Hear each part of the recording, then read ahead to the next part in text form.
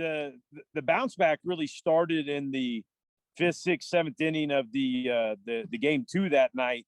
And, I will say there was probably a bit of a hangover of, man, did that really just happen?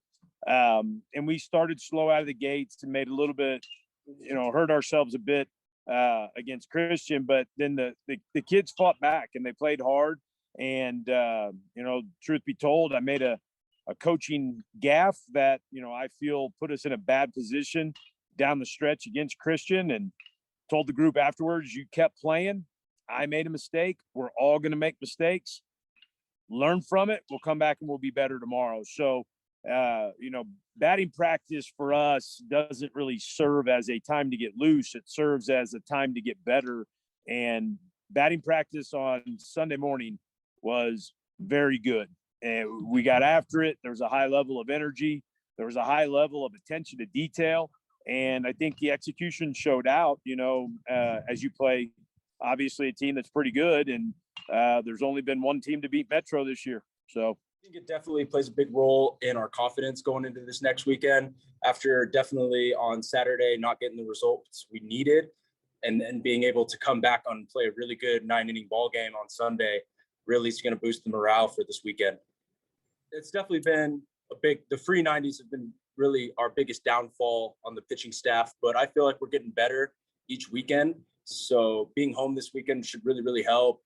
And I think we're really just going to shove the ball through the zone. That's really what our preparation's been this week. So I feel like my role is, I'm just a guy, I'm just there to put up zeros on the board. I really trust my teammates, try to put the ball in play as much as humanly possible, let them take care of the outs for me. Just really, I go after the starters. So after a great start, it's definitely makes my job a lot easier. We talk about a lot about living on the edge of discomfort, and taking yourself, your body, your mind to a place where you get comfortable being uncomfortable. So I won't give away all the keys to the kingdom, but we alter and undulate our workload, to try to take care of the bodies. But at the same time, we did a lot of base running reads yesterday. Today we'll play 2-on-2, which is a high tempo, fast paced baseball game. So it's just about managing your body, getting into the training room, getting with the trainers, getting good sleep. We try to feed the kids right, and make sure that they're recovering just as hard as they're getting after it. So the thing that we lost is we'll lose our lift this week. So we like to stay in a good in-season training. So got one good lift in on Monday, but that was the kids' off day, so they had to do it on their own.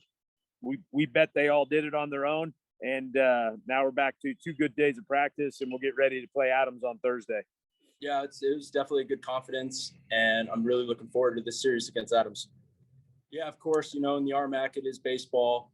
Anybody can beat anybody, like you said. So we're definitely not coming into this weekend, saying, hey, we got this. This is an easy sweep. We're definitely going to have to show up with the same mentality as if we were playing a Mesa, if we were playing a Metro. Like nothing really changes, just foot on the gas. So it'll be even different. This week we'll have to shuffle it around. We had a COVID situation with one of our starters. So without going into detail with that, we'll have to do some shuffling. And again, coming off a short week, I don't want to put guys that, just through extended outings on 3 days rest. There's no baseball game that's more important than a young man's health, in my opinion. So honestly, it's still up in the air. We know that game 1 will still be Jake Lombardelli. He did it better, even though maybe the stat line didn't necessarily show it. But the amount of punch outs, he gave up 1 hit.